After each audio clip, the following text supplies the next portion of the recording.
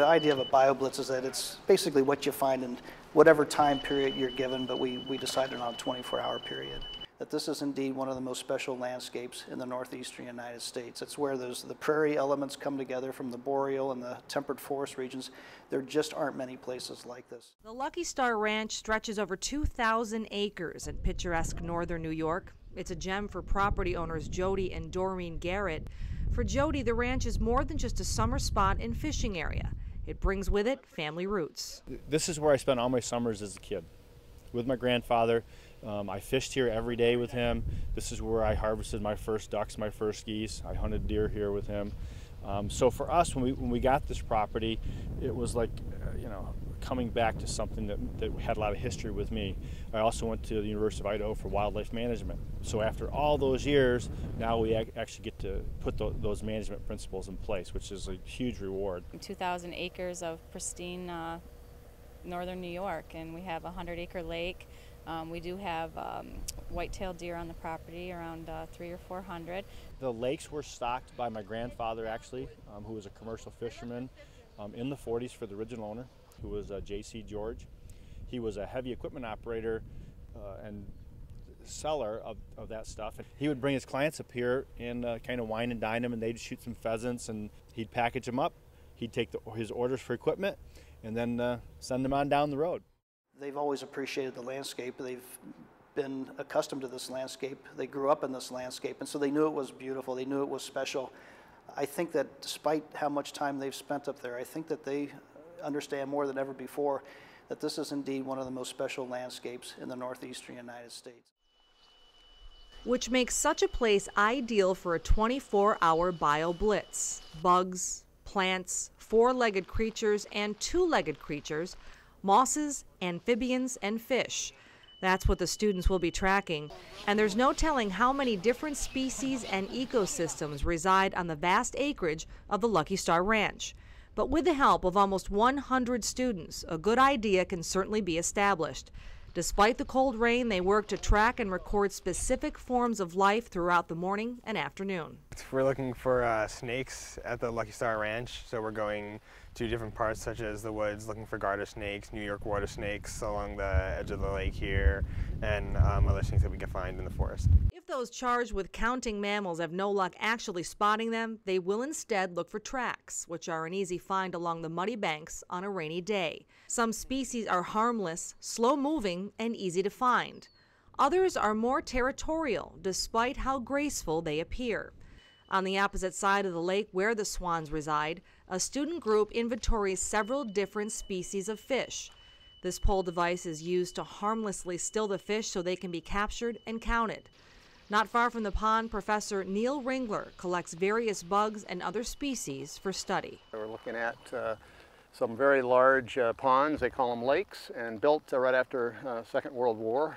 And we're out here surveying everything that moves, and plants, animals, fungi, fish. Our crew right now is looking both at fish on this outlet of the lake, and also on the invertebrates such as dragonflies and mayflies and those. And so far we find a fair diversity. We have teams from the Cranberry Lake Biology Station, from Syracuse proper, graduate students, professors, lots of professors.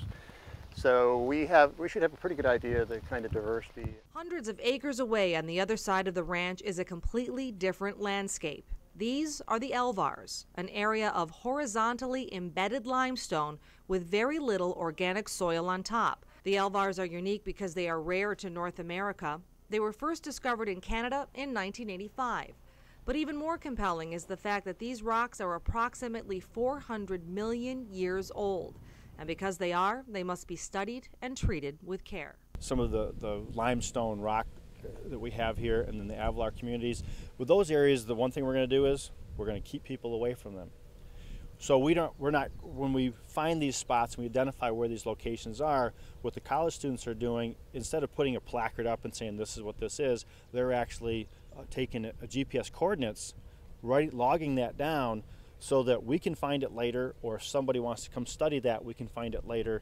But we're trying to stay away from and off of those spots that are identified as some critical areas that we need to protect. You've got to be in this glaciated landscape, have very little glacial till, left on top of the landscape, so you get these really, really old Ordovician-aged rocks. The rocks in here are over 400 million years old, but they were covered by ice during the Wisconsin stage of the Pleistocene, so the community's only been developing for about 10,000 years. If you look at the hot spots of where the diversity is known in New York State, and the State Museum did this years ago, they made a map of where are all the rare plants and animals in New York State, and coincidentally they were found in places like the Syracuse area and Buffalo area and Long Island area, where all the big university centers are. The Alvar landscape, northwest of Watertown, it's been used quite a bit for recreational purposes, but very few people, when they look out and see this barren landscape, really appreciate that that barren landscape allows a lot of plant and animal species to be packed in. And I've always been intrigued by it. In fact, all barren landscapes, whether they're the Alvar landscape or the pine barrens, they tend to have a lot of interesting species because there's not a lot of productive habitat that allows certain species to squeeze out other species. And then additionally, in the summer, these areas can be very dry. And I know there's some current ESF research looking at fire history in these areas, and how often fires would burn off some of those organic soils, setting back succession again to just some of these very, very tolerant mosses and vascular plants. So it's a cool landscape. The limestone influence puts a lot of prairie plants in the landscape that are really unusual for New York State to see these prairie-like communities. Rare flowers like the Indian paintbrush and the ram's head lady slipper have been found here growing on the Alvar. The ram's head lady slipper hasn't been identified in the region for years. For researchers, the flower is an exciting find. One in particular that we knew should have been there because it's an orchid that occurs at a Alvar landscape just north of Lucky Star, and then another place just south of Lucky Star, but was never known, although a lot of other rarities were known from Lucky Star Ranch.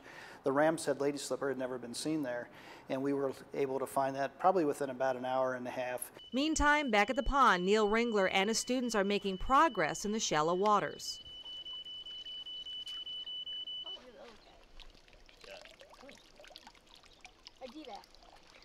So far we found probably 25 kinds of invertebrate animals down here in the creek, and about 7 species of fish, largemouth bass, bullhead, yellow perch. We found nests of sunfish.